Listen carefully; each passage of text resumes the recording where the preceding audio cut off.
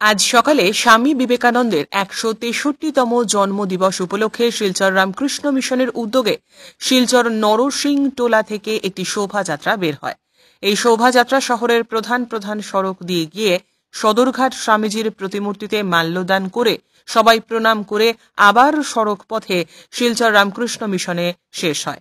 এই শোভাযাত্রাতে বিবেক বাহিনীর বৈদ্যনাথ যোগ বিজ্ঞান মহাবিদ্যালয় এবং আরও অন্যান্য সংগঠন এসে যোগদান করেছিল।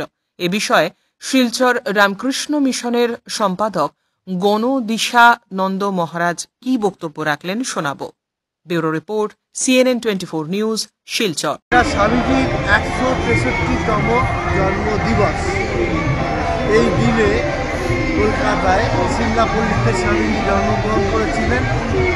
আর ঠাকুরের কাছে মিলিত হওয়ার পরে ঠাকুরের শিক্ষা অনুযায়ী তিনি সারা ভারতবর্ষকে ধর্মের দিক দিয়ে, আত্মবিশ্বাসের দিক দিয়ে, সাহসিকতার দিক দিয়ে, শিক্ষার দিক দিয়ে তুলে ধরেছিলেন বিশ্বের সমাজের কাছে।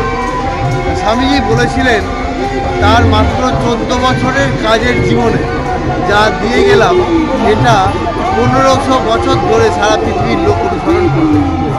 আজকের এই দিনে আমি যুব সমাজের কাছে, যুবতীদের কাছে, নাগরিকদের কাছে একটাই কথা বলবো, স্বামীজির বাণী নিয়ে, স্বামীজির দেখানো পথে আমরা যেন এগিয়ে যেতে পারি, তাহলেই এই ভারতবর্ষ উন্নতির শিখরে উঠবে।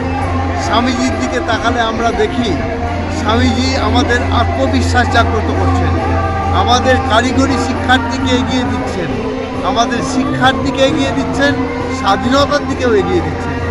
একটা সন্ন্যাসীর হৃদয় সারা ভারতবর্ষের জন্যে, সারা পৃথিবীর জন্যে এমনভাবে কেঁদেছে যে এটা অন্য কোনো জায়গায় দেখা যায় না।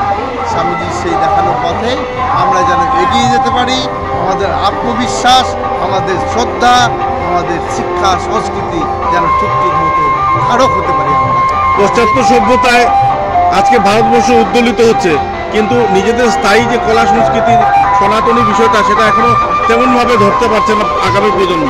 না, আমরা অতটা দেখতে পাচ্ছি না, কিন্তু সমাজের দিকে তাকালে আমরা দেখব, সারা পৃথিবীর দিকে তাকালে তারাও কিন্তু এখন বিবেকানন্দের যুগ, রামকৃষ্ণের যুগই হচ্ছে।